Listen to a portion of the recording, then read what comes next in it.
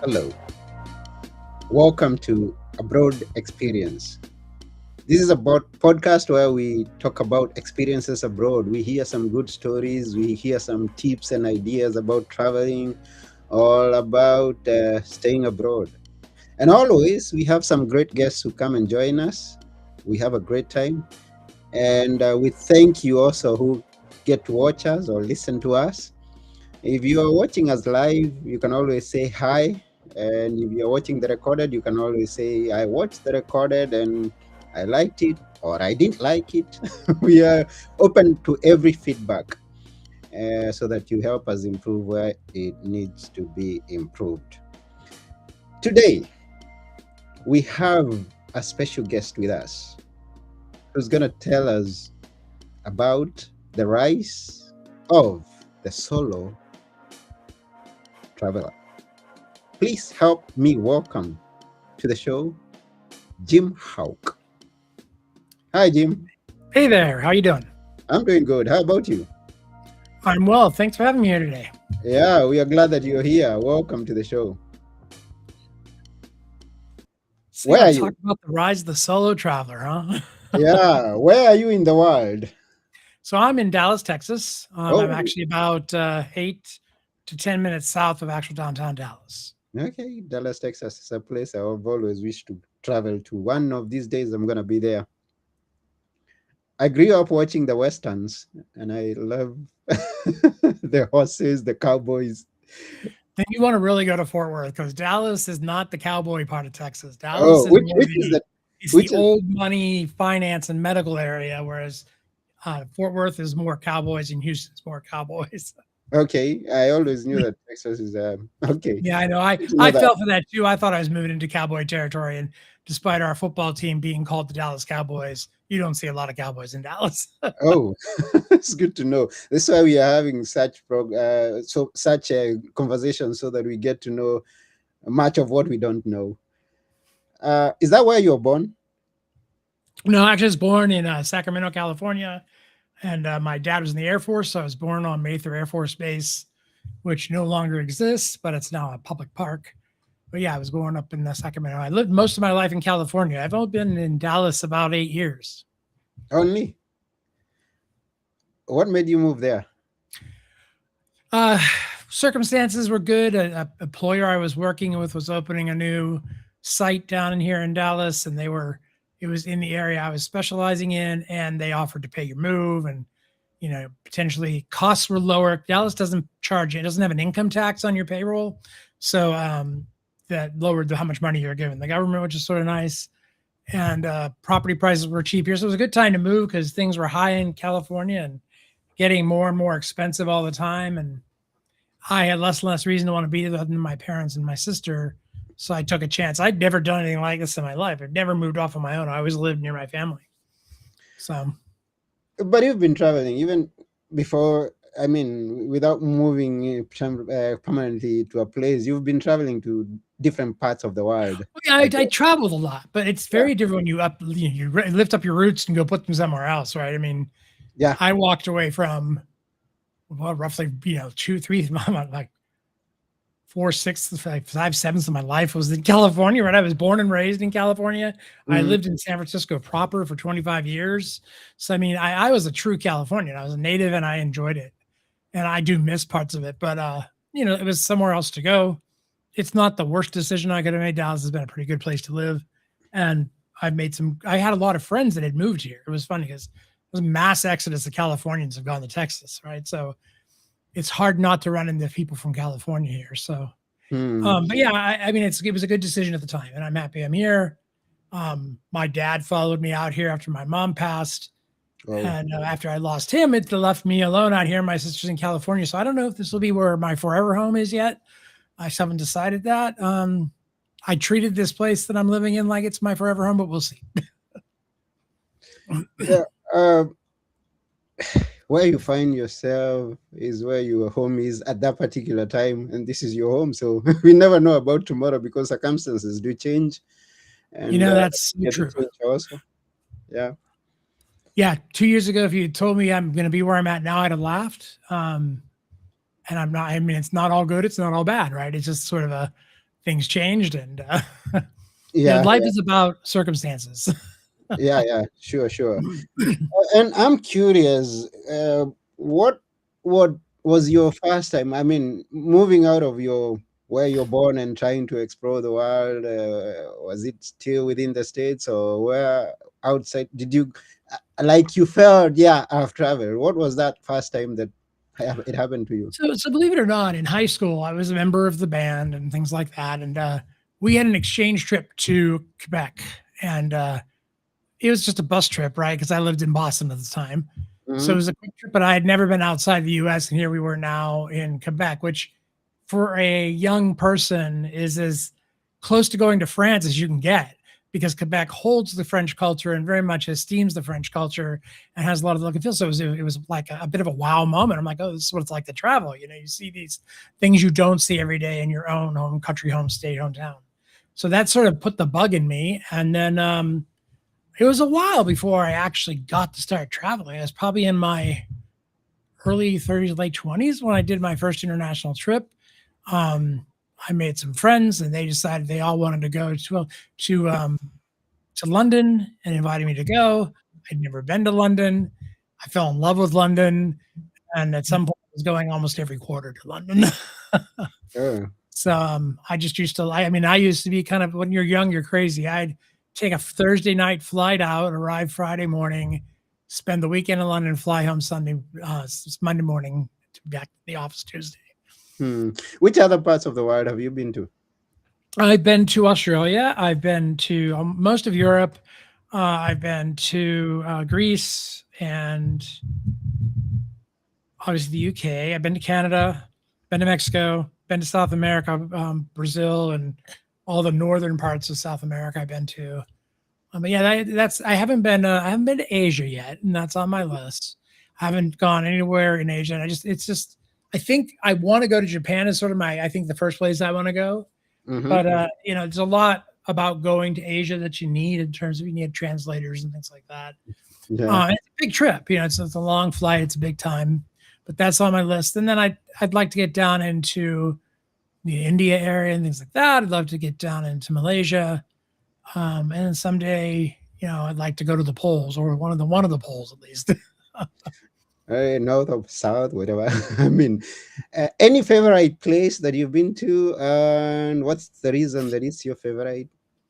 So there's kind of two ways I approach it. One is, of course, like I said, I went to London a lot, so I got to the point where there were people who actually thought I lived there because I was out so often in the same places, and they'd see me, and then I'd be gone for a while, and I come back like, "Oh, where you been?" I said, "Well, I was back in the States." They're like, "Oh, I thought you lived here," and so you meet a lot of people when you. One of the things I love when I travel, one of my priorities is to get away from the tourist traps and get into where the people live and do where normal life happens where you're at, right, in the country, Mm-hmm. versus all the tourist traps which are geared for tourism and they show you a side of the country that's maybe not a realistic side. So I always enjoy diving in and figuring out the culture, meeting locals, eating where the locals eat, go where the locals go. Don't go to the big things everybody goes to travel to. So that's where London became a favorite because I got to know, the back streets of London, so to speak. Got to know how to get around London. It was fun. Mm-hmm. Then I also love to cruise. I've done over 35 cruises, I think, now in my life, and that's a great way to see the world. I mean, if you want to explore the Med, you know what country to go to first. Take a cruise. You'll go to several, and you'll be able to pick the one you want to go back to. So I've always enjoyed cruising for that purpose. I've been all over the Caribbean. I've been up and down the west coast of the United States. So yeah, I like the cruising, and then London would be my two favorites. Paris is beautiful too, especially we had a time where we went to London and decided last minute to take the Euro train through the Channel for New Year's Eve, and we got to Paris for New Year's Eve, did our New Year's Eve thing, and went back home. Mm. For someone who's never traveled, give him or her an inspiration to start traveling tomorrow. Well, I mean, you never know what life's going to change, right? I mean, look at us today, where the world is in a different state than it was a year ago. There's conflicts, there's wars. You don't know when something you wanted to see may not be there again, right? It could be blown up in a war. It could have an earthquake. I mean, things change. The whole idea about traveling should be to grow and educate yourself. I believe that, and I do firmly tell people this, for those who travel the world are generally smarter, more balanced, and more even than those who don't, because they've gone on and experienced the stuff they hear about firsthand and they know what it's like. If all you know about the world is what you see on the talking heads on TV, you're not getting a picture, right?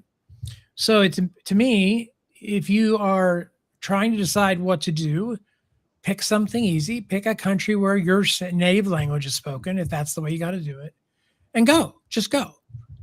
Maybe go on, find a Facebook group where you can start talking to people, or maybe friends of friends who have somebody. Oh, they so and so lives in Germany. You can go to Germany; he'll help you around. I mean, it's like getting to know who's out there. And what I love, and this is the only thing I like about social media and Facebook, is I have connections all around the world that I wouldn't have had. And that's what Facebook does keep alive. But otherwise, I hate Facebook. It's a way to keep in touch with people you wouldn't normally have any way to keep in touch with. We don't write letters anymore. We rarely make phone calls. So at least you can see what's happening in their lives. But it's if you don't travel, you're missing out. And don't wait to travel until you're older, retired, and have money. Go as soon as you can do something. Take those opportunities fast. The more you do, the easier it gets.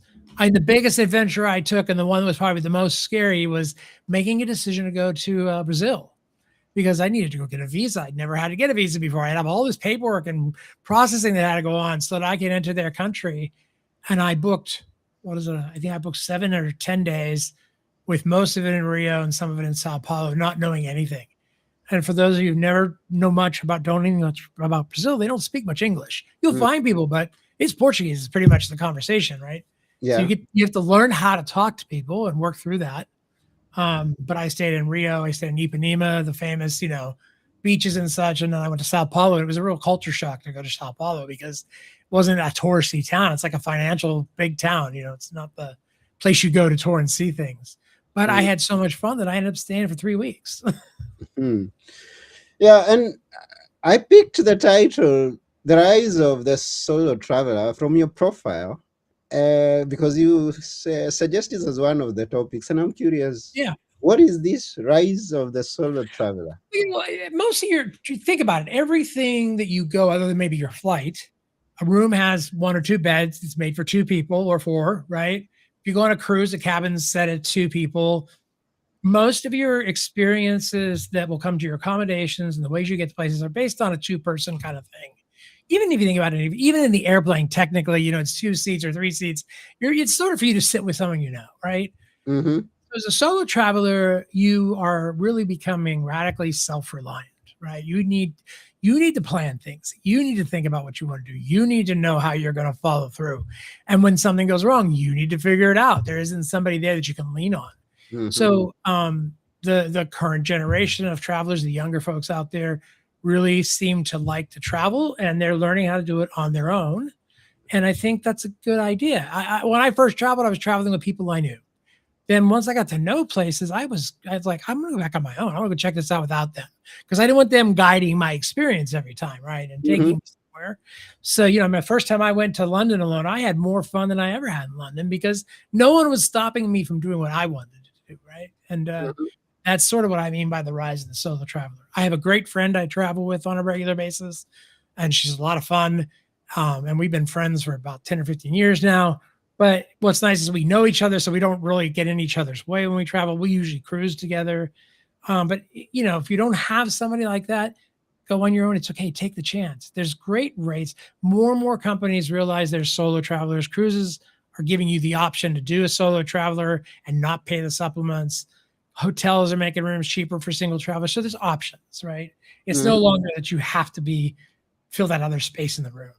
And then I have people who are saying, yeah, that's a good idea. I'm going to get to travel, start traveling and know the world, get educated faster. You really want to go on the edge. You can go travel, like you in a backpack and hostels, all you need, really. If you're willing to take that chance. And I've never done hostels, and I would like to. I got to try it sometime. But, it's basically a bunk bed in a room with a bunch of other people, right, in most cases. So you lock your stuff up, you stay. It's a place to sleep at night and a shower in the morning and go. And you might meet people. And this woman that we interviewed on our podcast once like that, she had talked about, she's older, she's a single lady, there's fears and security and things like that that go on, but that's the same for everyone, right? I mean, Mhm. I always say, walk like you have an intention and look like you belong, and no one bothers you. But if you look like a tourist and you look like you're lost and confused, you might be taken advantage of. Yeah, yeah, that's everywhere. I mean, you've got to just walk confidently. So, Confidence is a big deal. And then I think the more you travel, the more your confidence grows because you're interacting with people outside your bubble, outside your norm. When you meet someone in another country and you realize you have a language barrier immediately, it's amazing how fast two humans can find a way to get the conversation. You either pull out your phone, you type something, or you sort of point and, you hopefully get it. You're like, oh, I want to eat something, things like that. So, we have an amazing capability to communicate, even if we don't yeah. have a language. And now It's with actually really technology, fun. things are getting easier and easier for you to just go anywhere that you haven't been by yourself, find a way Oh my around. god, if What I'd had things that, headphones like they have now to translate for you, would have been a whole different experience to have my earbuds while somebody talked to me in their language and I could have heard it in English, it would have been a whole different world. uh-huh. I've looked at a place to go, and I've gone there, and even after researching, I found it that this is not the way I was expecting. This is not what I saw there. Have you had such an experience? And what was the difference? What was that change that you experienced? There's been so I think some of my experiences where I regretted a little bit would be some of the cruises I've done where the ports of call weren't exciting. I spent more time in the cabin than out on the ship. And it could have been anything. Sometimes it was me and it was the mindset I was in and something that was going on with me. So I wasn't feeling it. Sometimes it's just like it's another beach and another island and another port that's trying to sell me stuff I don't need, and it just gets to be repetitive. Mm, Because I like to go explore, if there's not a lot of exploring on an island to do, I don't want to go, So these private islands that are rising with all the cruise lines bore me because that's all they are is that they're nothing when there's not a ship there. But like mhm, when I went to Dominica, I wanted to go out and see all the town. I walked around. We went and found things that we wouldn't have seen otherwise, right? We got out of that little port thing. mm, So yeah, the ones I've had not so great a time of in when it's places I didn't necessarily put it on my list, but it was part of the itinerary. mm, mm. Oh, great, great, great. And I realized that at some point you thought of, oh, this is not only my own experience. I need to have other people experience what I'm experiencing. How did that come about? What is it that you do with other people? I mean, if you hear me, you know that travel is a passion for me. I like Yes, it is. if if with enough time and money you could do anything. And if I had enough time and money, I'd be traveling all the time, right? But it's the opportunity to get away from the life you own to a life that's different and experience it. And so I had been in the corporate scene for 25, 30 years working in corporate IT, doing typical IT work. And as anyone who works in IT would know, it's an environment that gets to be tiring after a while because you go through resizings, you go through downsizings, upsizings, reorgs, and you're constantly shuffling around. You never seem to get anything done that's an objective. It gets to be hard. And after enough years of that, you just kind of say, oh, I can't do it anymore. So I'm approaching 60 years old. I decided the last time a restructure happened, I was like, I'm leaving the corporate world. Hmm. And so, good or bad, I took everything I had and went out and bought a franchise in a travel company and started my own business. And I mean, almost, I'm in the early part of my second year, and things are going okay. Business is good. It's not great. My president has done wonderful things to make people be afraid to travel or not have the money to travel. But it's still working, and I'm going to probably have to find myself back in a corporate gig as fast as possible. But just to cover some money, right? So I have some extra funds. But I get to help people plan their dreams, right? When someone calls you and says, I don't know, I want to go do this thing or I want to go see this place, and you can come up with options for them. So I had a couple that reached out to me, and one of their bucket list items was to do this train trip up in Canada called the Canadian Rockies Mountaineer, right? It's a really luxurious train experience from Vancouver to Calgary in Banff. And it's a 2-day journey. You don't sleep on the train. They stop and put you up in lodging each night. but it's like 7-star service, right? It's insane. Mm-hmm. I would have never known anything about that, right? But one of the things about a travel job is it's about research. You're doing more research than anything. Yes, I'm selling stuff, but I got to go research and figure stuff out. But it was fun putting a trip like that together for someone because I could live it as I was building it, kind of thinking about what was going to happen. So and when people really give you the full keys to access everything and just like, hey, I want you to build me the best you can. Give me an ideal vacation. That's when it's really fun, right? I have a client I'm working with to be her 60th birthday next November. She wants to go out to California and do the Culinary Institutes and like a training class there, and then take a road trip. And so she's asked me to sort of pick places and destination hotels, tours. So it's kind of fun, right? She's not really telling me exactly, but she's kind of giving me the key points she wants to do. So I get to build the rest. And that to me is the best part of building travel. It's that custom itinerary for somebody where you're saying, this is your 60th birthday. I'm going to make it the best 60th birthday you've ever had, the most memorable trip you've ever been on. And you're going to really just never want to stop traveling after that. Right. So it's fun. It's fun to do it for people. I really enjoy when someone calls me and says, hey, I need this. Right.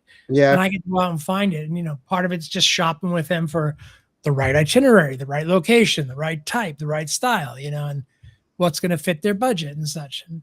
And the person doesn't, and the person doesn't have to be near you. I mean, you can plan for anybody from anywhere. No, I mean, I can sell travel to anyone in the United States and Canada as long as, and if you've got an American credit card, I can sell you travel.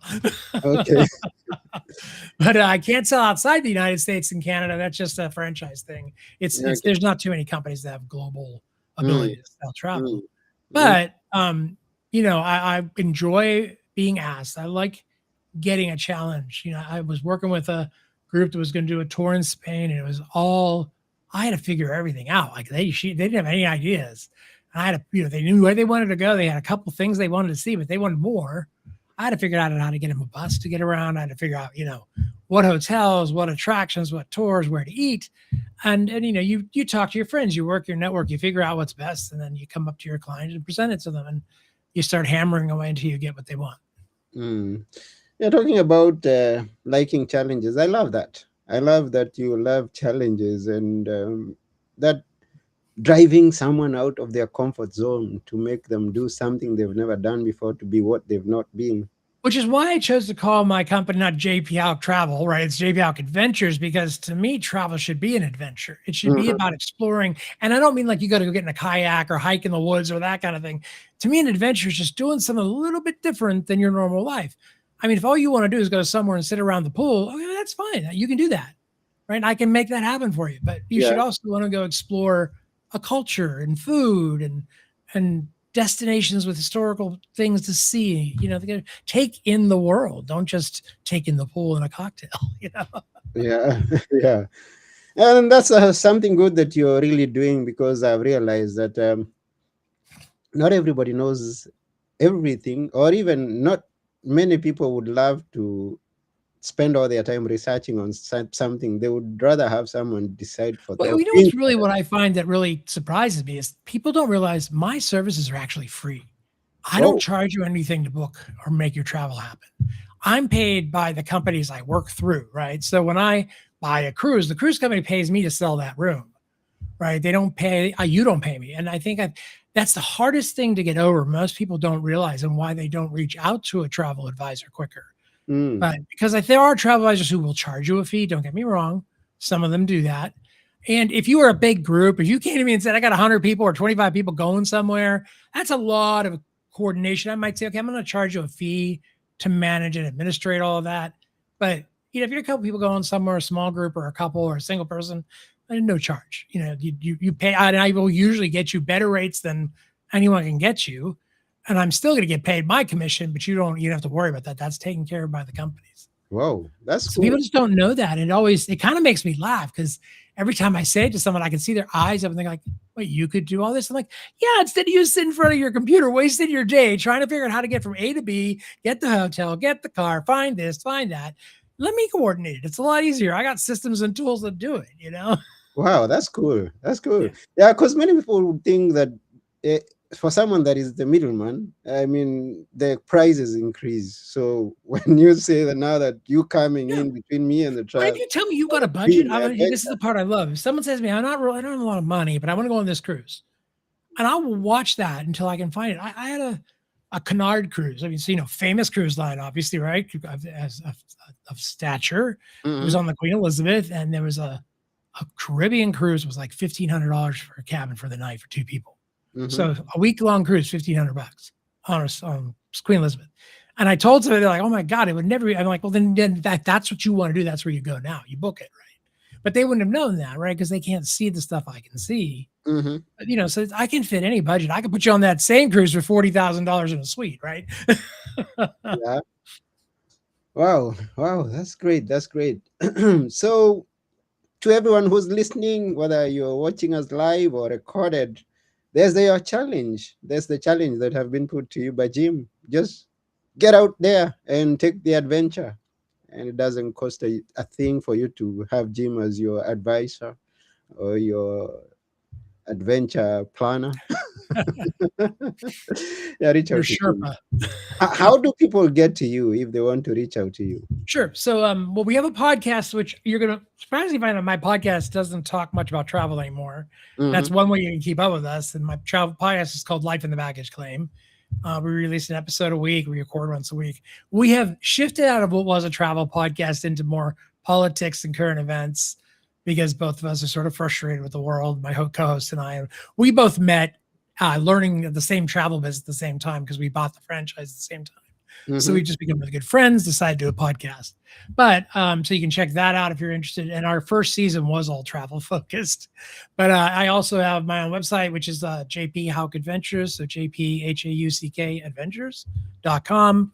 And from there, you can see all the different places you can go and services, and you can look at pricing, and you can look at where I just have so much out there, right? And I have a franchise to a company called Cruise Planners, which is one of the largest in the world cruise travel planning companies. And Cruise Planners is a misnomer because I don't just do cruises, neither do they. I sell land, I sell everything. So I can take you anywhere. But yeah, it's check it out. It's good. It's as much as you can find out about me. And if you're in a location I can service, there's a way to request time and a consultation through that site. Oh, that's wonderful. Yeah, so go and reach out to Jim. Let him, yeah, do it for you. Get out of Happy that. to. Happy to.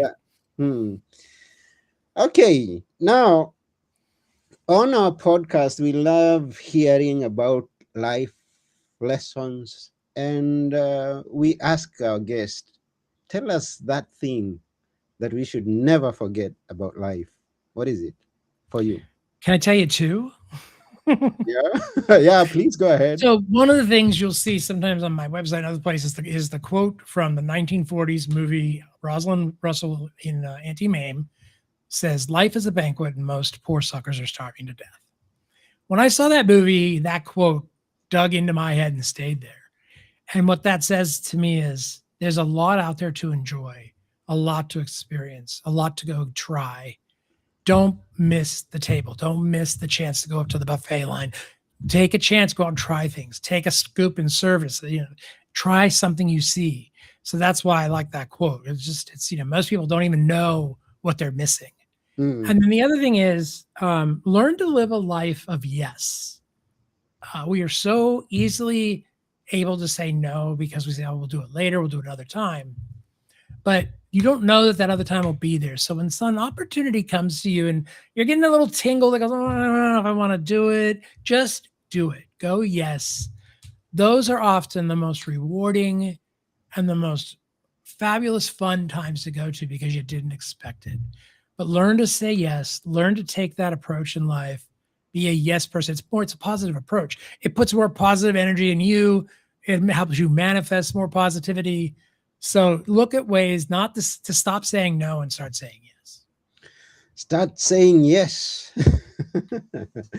So the question is to you who's watching, are you ready to go to an adventure or for an adventure?